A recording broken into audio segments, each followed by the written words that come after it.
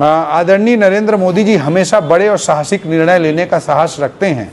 पहले income tax पे आप सब बचपन से हम सब देख रहे हैं कि कभी 50,000 की सीमा बढ़ गई, कभी 75,000 की सीमा बढ़ी, इस तरह से होता था।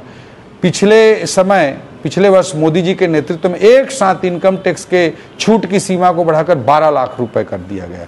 मुझे अभी भी याद है उसी दिन अरविंद केजरीवाल ने कहा था कि इनकम टैक्स की छूट की सीमा को 10 लाख करें तो हम जाने, हम माने, इस तरह की बात कही थी। किसी ने सोचा भी नहीं था कि 12 लाख तक इनकम टैक्स की सीमा पे सीधा छूट दिया जा सकता है। देश की जनता को, मध्यम वर्ग को, नौकरी पेशा लोगों को मोदी जी ने इतनी बड़ी सौगात एक झटके में दिया।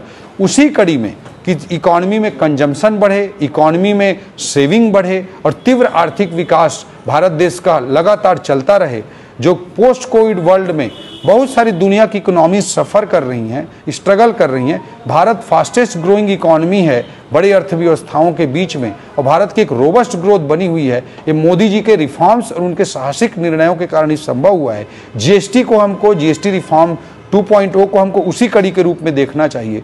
आप 300 से अधिक आइटम पर सीधा रेट को कम कर दिया गया। Lower middle class AC, flat TV जैसे सपने और सोचता है कि एस्पिरेशन करता है लोअर मिडिल क्लास, उसके लिए भी 28% की जीएसटी को सीधा 18% कर दिया गया। आम जनता के रोजमर्रा की जो चीज़ें हैं, साबुन, टूथपेस्ट, टूथब्रश, शैम्पू जैसी चीज़ों में जीएसटी को बड़े रिवोल्यूशनरी तरीके से घटाया गया।